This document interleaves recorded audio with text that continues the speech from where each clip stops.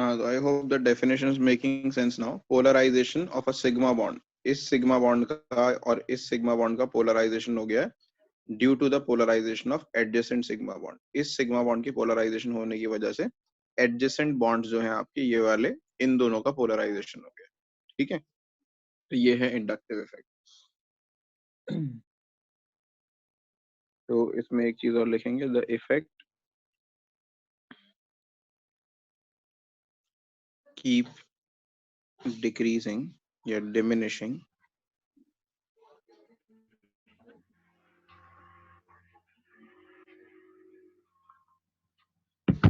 as the number of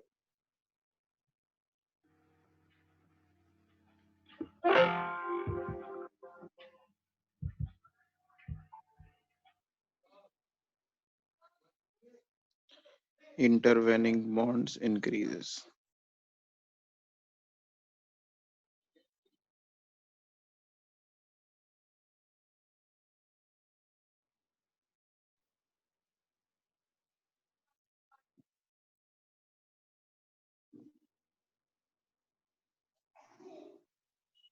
intervening bond मतलब the bonds coming in between. तो जैसे जैसे नंबर ऑफ बॉन्ड्स बढ़ते जाएंगे, दूर जाते जाएंगे हम मेन पोलर बॉन्ड से, हमारा डिफेक्ट इफेक्ट जो है डिमिनिश होता रहेगा, स्मॉल होता रहेगा. ठीक है, it becomes vanishingly small after 3 bonds.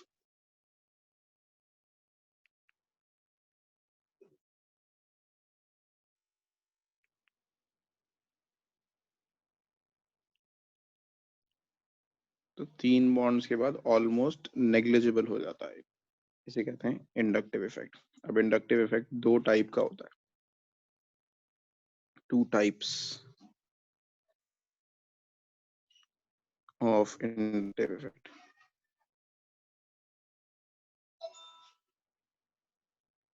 ठीक है, पहला है इलेक्ट्रॉन विथड्रॉइंग इफेक्ट.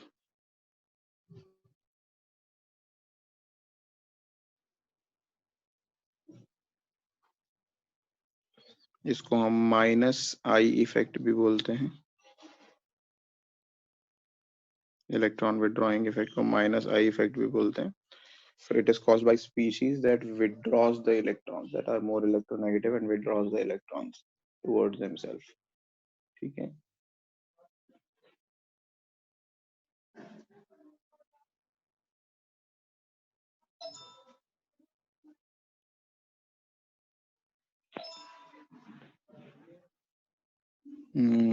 इसमें यहाँ लिख देते हैं,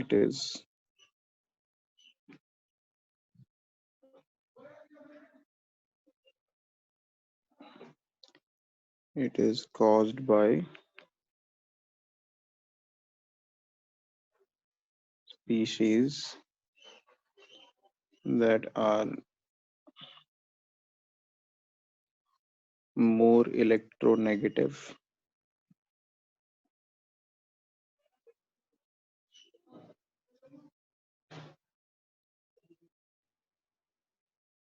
than carbon atoms.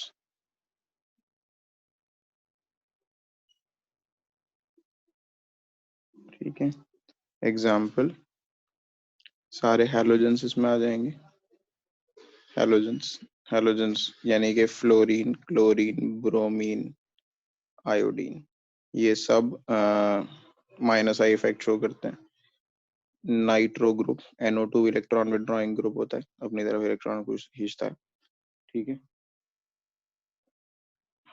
OCH3 group अपनी तरफ इलेक्ट्रॉन खींचता है. OCH3 यानी मेथॉक्सी, इथॉक्सी. OCH3 की जगह OC2H5 भी हो सकता है by the way. Cyanide group, COOH group. ठीक है, COOR ग्रुप यानी एस्टर, भी इलेक्ट्रॉन विथड्रॉइंग ग्रुप में आएगा. अच्छा, OCH3 जो है वो OCH3 सिर्फ OCH3 नहीं, यहाँ पर OC6H5 भी हो सकता है, बेंजीन भी हो सकता है, तो भी वो खींचेगा ही अपनी तरफ इलेक्ट्रॉन. CN मैं दोबारा से लिख देता हूँ. ठीक है, तो all these groups are electron withdrawing. ठीक, और इलेक्ट्रॉन डोनेटिंग कौन से होते हैं? Electron donating effect. दूसरा इफेक्ट जो होता है इंडक्टिव इफेक्ट का दूसरा टाइप है वो इलेक्ट्रॉन डोनेटिंग इफेक्ट है।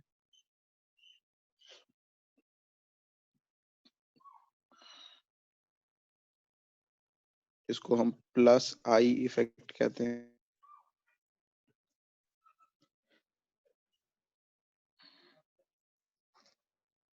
तो it is caused by species like CH3, CH2, CH3। Methyl ethyl group जो होते हैं बेसिकली उनकी वजह से मिथाइल इथाइल प्रोपाइल ब्यूटाइल ये जो अल्काइल ग्रुप्स होते हैं, not benzene. Benzene electron withdraw ही करता है, सिर्फ मिथाइल इथाइल ग्रुप्स होते हैं, इनकी वजह से ये इफेक्ट। ठीक है, इलेक्ट्रॉन डोनेटिंग होता है जिसको हम प्लस आई इफेक्ट बोलते हैं। अब कौन से क्या होते हैं, उनके एप्लीकेशंस क्या हैं, क्या फर्क पड़ता है इनकी वजह से मॉलिक्यूल्स की प्रॉपर्टीज में, केमिकल प्रॉपर्टीज के अंदर, उसको हम डिस्कस कर लेते हैं एक एग्जांपल का यूज करके। फॉर एग्जांपल हम कार्बोक्सिलिक एसिड की एसिडिटी की बात करते हैं। ठीक है, you and we will use inductive effect, I effect, to explain when it becomes more acidic and when it becomes less acidic। ठीक है, तो application of inductive effect, I effect. तो पहला इसमें हम लिख सकते हैं इट कैन इन्फ्लुएंस, दो एग्जांपल्स पढ़ेंगे, पहला पढ़ते हैं हम, it can influence the acidity of carboxylic acid.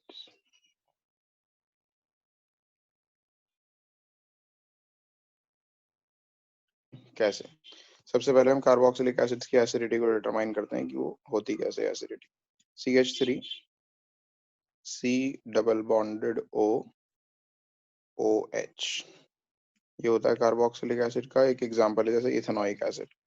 कोई भी हो सकता है कार्बोक्सिलिक एसिड, यहाँ पे हमने ले लिया CH3 C double bonded OH, ethanoic acid ले लिया। इथेनॉइक एसिड जब ब्रेक डाउन होता है तो वैसे ब्रेक डाउन होता है, CH3 C double bonded OH में से H निकल जाता है, O पे माइनस चार्ज आ जाता है और H प्लस अलग निकल जाता है। ठीक है, H plus as a by product निकल जाता है। वाटर की प्रेजेंस में कराते हैं तो H3O प्लस निकलता है, but that is not important right now, we are focusing on this thing. Now this thing is stabilized by resonance. कैसे रेजोनेंस से स्टेबलाइज होती है? अनशेयर्ड इलेक्ट्रॉन पेयर अगर बनाए तो इसके ऊपर 6 अनशेयर्ड इलेक्ट्रॉन पेयर्स आ जाते हैं। ठीक है, ऑक्सीजन पे नॉर्मली इस पे 4 आ जाएंगे। बॉन्ड्स कंप्लीट करना आपको मैंने 4th चैप्टर में सिखाया था। तो ये कैसे स्टेबलाइज होता है? यहाँ से इलेक्ट्रॉन इस बॉन्ड पे शिफ्ट हो जाएंगे टेम्परेली और इसके इलेक्ट्रॉन यहाँ शिफ्ट हो जाएंगे।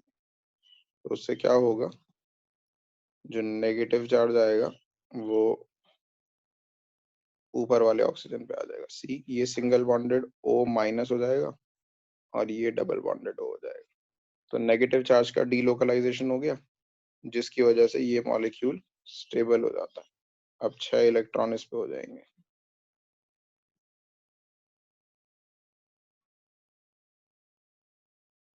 और इस पे 4 हो जाएंगे। तो रेजोनेंस, इतना रेजोनेंस आपने 4th चैप्टर में भी पढ़ा था। रेजोनेंस से ये मॉलिक्यूल स्टेबलाइज हो जाता है। ये जो एनायन बना है इथेनोइक एसिड से, इथेनोएट एनायन बना है, ये रेजोनेंस से ऐसे स्टेबलाइज होता है। ठीक है, और अगर इसका वो बनाए, हम रेजोनेंस हाइब्रिड बनाना चाहें तो कैसे बनेगा इसका resonance hybrid? CH3 C single bonded O single bonded O, ऐसे डॉटेड लाइन बनाएंगे और माइनस चार्ज ऐसे करके बीच में बना देंगे। ठीक है, this is the resonance hybrid. अगर इनको नंबर कर देते हैं 1 2 एंड 3। अब बेसिकली जो एसिडिटी है इसकी, कितना ज्यादा एसिडिक होगा वो डिपेंड करता है कि ये जो कार्बोक्सिलेट आयन बन रहा है ये कितना ज्यादा स्टेबल है। ठीक है, ये कार्बोक्सिलेट आयन कितना ज्यादा स्टेबल है उस पर डिपेंड करता है कितना स्ट्रॉन्ग एसिड होगा। क्यों? क्योंकि ये इसका जो ब्रेक डाउन है एक रिवर्सिबल रिएक्शन है, क्योंकि ये वीक एसिड है। अगर वीक एसिड है और ये रिवर्सिबल रिएक्शन है तो यानी कि अगर रिवर्स डायरेक्शन में भी जा सकता है। अब रिवर्स डायरेक्शन में कब नहीं जाएगा? जब ये प्रोडक्ट जो बन रहा है ये स्टेबल होगा। ये जो आपका एसिटेट आयन यहाँ पर बन रहा है, दिस एसिटेट आयन जितना ज्यादा होगा उतना ही ज्यादा एसिड का डिसोसिएशन होगा। अब इसकी स्टेबिलिटी किस पे डिपेंड करती है? एसिटेट आयन की स्टेबिलिटी, एसिटेट आयन की स्टेबिलिटी डिपेंड करती है इस चार्ज की डेंसिटी पर। ये जो नेगेटिव चार्ज है, ये नेगेटिव चार्ज जितना ज्यादा होगा उतनी ही जल्दी ये H प्लस को वापस एक्सेप्ट करेगा और वापस इसमें कन्वर्ट हो जाएगा। अगर हम किसी तरीके से इस नेगेटिव चार्ज को, यहाँ पे जो ये नेगेटिव चार्ज है, इस नेगेटिव चार्ज को किसी तरीके से हम कम कर दें, रिड्यूस कर दें, ठीक है, अगर हम किसी तरीके से इस नेगेटिव चार्ज को रिड्यूस कर दें तो ये स्टेबल हो जाएगा। ठीक है, तो सबसे पहले तो हम एक ये लाइन लिखेंगे, the acidity of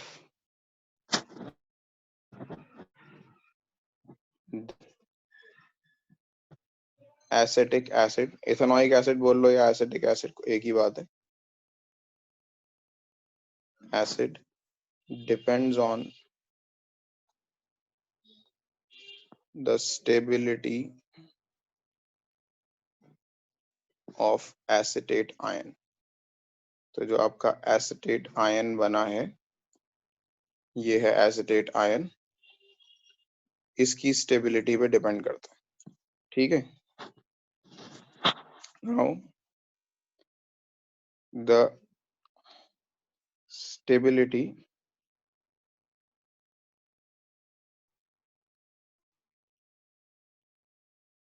acid ion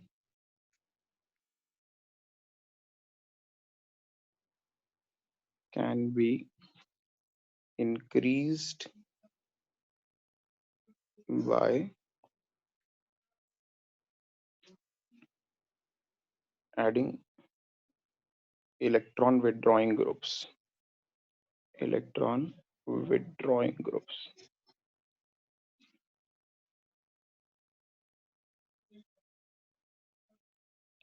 electron withdrawing groups को शॉर्ट में EWG भी लिख देते हैं, electron withdrawing groups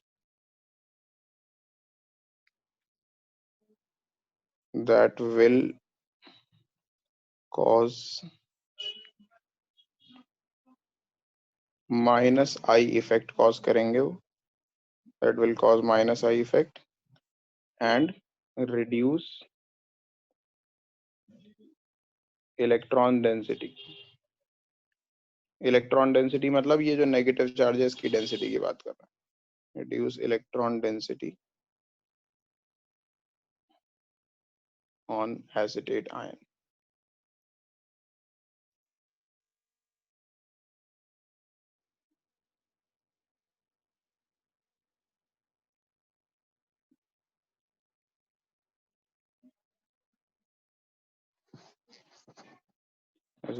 Acetate ion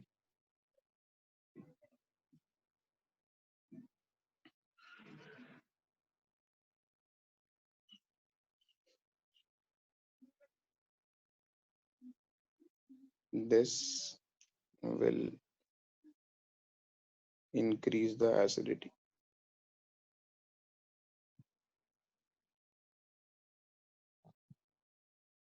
ठीक है, देखो जैसे ये था CH3COOH था, COOH, अगर मैं इस CH3COOH में इसे CH2 कर दूं और यहाँ पे Cl लगा दूं, COOH ऐसे ही रहने दूं और एक लगा दिया मैंने इलेक्ट्रॉन विड्रॉइंग ग्रुप, तो ये इलेक्ट्रॉन विड्रॉइंग ग्रुप यहाँ से इलेक्ट्रॉन विड्रॉ करेगा, यहाँ से भी इलेक्ट्रॉन विड्रॉ करेगा। इंडक्टिव इफेक्ट की वजह से यही होता है ना कि इलेक्ट्रॉन विड्रॉल जो है वो बढ़ जाता है, इलेक्ट्रॉन विड्रॉल जो है वो एडजेसेंट बॉन्ड पे भी चला जाता है, तो इलेक्ट्रॉन यहाँ से भी विड्रॉ करेगा। अब ये इन दोनों जगह से इलेक्ट्रॉन विड्रॉ करेगा तो उससे क्या होगा, यहाँ पे जो नेगेटिव चार्ज आ रहा था वो स्टेबलाइज हो जाएगा। ठीक है, तो उसकी वजह से एसिडिटी बढ़ जाएगी। So this will be a stronger acid compare to this. अगर मैं इसकी जगह 2 Cl लगा दूं, इसको मैं कर दूं CH और इस पे 2 Cl लगा दूं ऐसे, और C डबल बॉन्डेड OH, तो अब ये दोनों Cl इलेक्ट्रॉन विदड्रॉ करेंगे अपनी तरफ। ठीक है, ये दोनों Cl जब इलेक्ट्रॉन विदड्रॉ करेंगे तो इंडक्टिव इफेक्ट और ज्यादा स्ट्रांग होगा। ठीक, तो एसिडिटी और ज्यादा बढ़ जाएगी। So this will be an even more stronger acid. और अगर मैं तीनों H रिप्लेस करके 3 Cl लगा दूं यहाँ पर, C डबल बॉन्डेड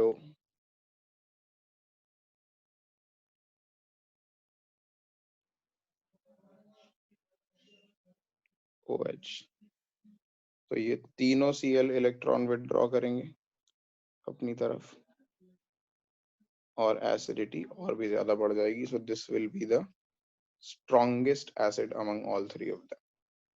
ठीक है, अगर नॉर्मली जब ये लिखा हुआ आता है तो ऐसे लिखा होता है, ये ओपन करके नहीं लिखा होगा जो आपको समझ में आएगा, तो ये आपको खुद समझना होगा। CH3COOH, ClCH2COOH, Cl, ये होगा ClCH2COOH, ये होगा Cl2CHCOOH, ये होगा Cl3CCOOH। तो सबसे स्ट्रॉन्ग एसिड 3 Cl वाला है, उससे कम और उससे कम। ठीक है, अगर मैं इलेक्ट्रॉन विदड्रॉइंग ग्रुप की जगह इलेक्ट्रॉन डोनेटिंग ग्रुप्स लगाने लगूं, यानी कि अगर है CH3COOH, ठीक है, और इसके अंदर मैं पीछे एक और इसको CH2 कर दूं और इसके पीछे एक CH3 ग्रुप लगा दूं, ठीक है, COOH, तो CH3 ग्रुप क्या करता है, ये इलेक्ट्रॉन डोनेट करता है। -I नहीं, ये +I इफेक्ट कॉज करता है। CH3 ग्रुप जो है इट कॉजेस +I इफेक्ट। ये +I इफेक्ट आगे भी ट्रांसफर होगा तो एसिडिटी जो है बढ़ने की जगह घट जाएगी। ठीक है, सो this will be less acidic. Why? Because electron donating group will increase the electron density. Negative charge जो यहाँ पर था उसको, ये जो नेगेटिव चार्ज था एसिटेट आयन में, इसको और ज्यादा बढ़ा देगा। अगर यहाँ पे एक इलेक्ट्रॉन डोनेट करने वाला EDG, इलेक्ट्रॉन डोनेटिंग ग्रुप लगा दूं मैं, तो वो नेगेटिव चार्ज को बढ़ा देगा और इस मॉलिक्यूल को अनस्टेबल बनाएगा। अगर ये अनस्टेबल बनाएगा इस मॉलिक्यूल को, तो ये ब्रेक डाउन होके वापस, सॉरी, कंबाइन करके H+ से वापस से CH3COH में कन्वर्ट हो जाएगा। यानी कम H+ आयन रिलीज होंगे, कम H+ आयन रिलीज होंगे तो एसिडिक बिहेवियर भी कम हो जाएगा। ठीक है, तो when an electron donating group is attached, EDG is attached, it causes +I effect. -I की जगह +I इफेक्ट कॉज करता है। ठीक है, causes +I effect and decreases the stability of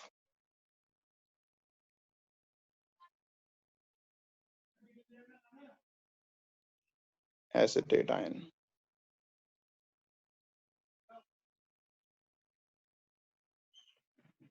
by increasing electron density।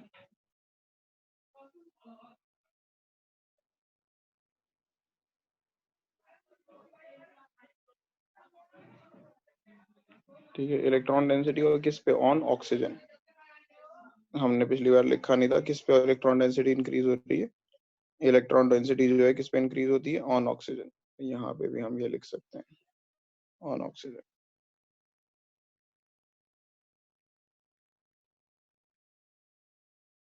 On acetate ion नहीं, on oxygen कर लीजिए ऊपर चेंज करके।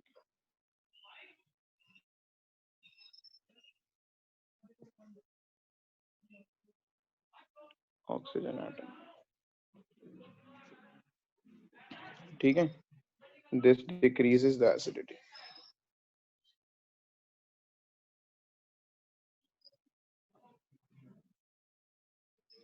तो इलेक्ट्रॉन डोनेटिंग ग्रुप लगाने से, यानी कि मिथाइल ग्रुप लगाने से एसिडिटी घट जाती है। तो जैसे इस केस में घट रही है, अगर मैं और ज्यादा ये ग्रुप लगाऊंगा मिथाइल ग्रुप, तो एसिडिटी और घट जाएगी। जैसे इसे मैं CH कर दूं और यहाँ पे 2 मिथाइल ग्रुप लगा दूं, CH3, तो COOH, तो ये दोनों इलेक्ट्रॉन डोनेट करेंगे, ये भी डोनेट करेगा, ये भी डोनेट करेगा, और उसकी वजह से इंडक्टिव इफेक्ट से यहाँ पे भी इलेक्ट्रॉन डोनेट होंगे, ठीक है। नीचे भी इलेक्ट्रॉन इंडक्टिव इफेक्ट से ये बॉन्ड की भी मतलब ट्रांसफर हो जाएगा इफेक्ट अगले बॉन्ड पे भी, तो एसिडिटी और डिक्रीज हो जाएगी। और अगर 3 मिथाइल ग्रुप लगा दें तो एसिडिटी और भी ज्यादा डिक्रीज हो जाएगी। तो ये 3 मिथाइल ग्रुप लगा देते हैं हम यहाँ पे।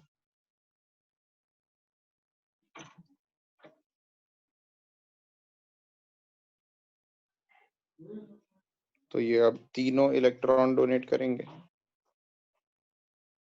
ये इफेक्ट यहाँ पे भी ट्रांसफर होगा, एसिडिटी और भी ज्यादा डिक्रीज हो जाएगी।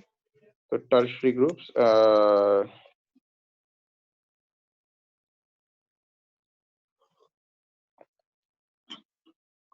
this is how inductive effect causes a decrease or increase in acidity। अगर इलेक्ट्रॉन विड्रॉइंग ग्रुप लगाओगे तो एसिडिटी ज्यादा होगी, इलेक्ट्रॉन डोनेटिंग ग्रुप लगाओगे तो एसिडिटी कम हो जाएगी। अगर इसको समराइज करना चाहें तो अगर एक CH3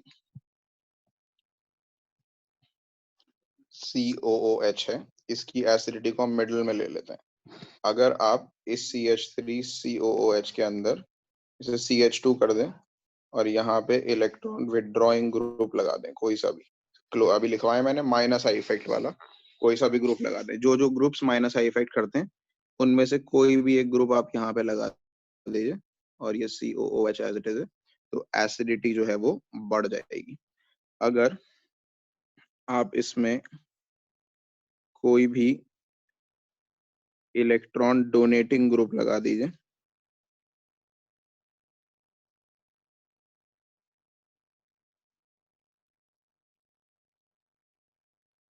तो इलेक्ट्रॉन डोनेटिंग ग्रुप लगाने से एसिडिटी जो है वो घट जाएगी, ठीक है। Electron donating group, electron withdrawing group.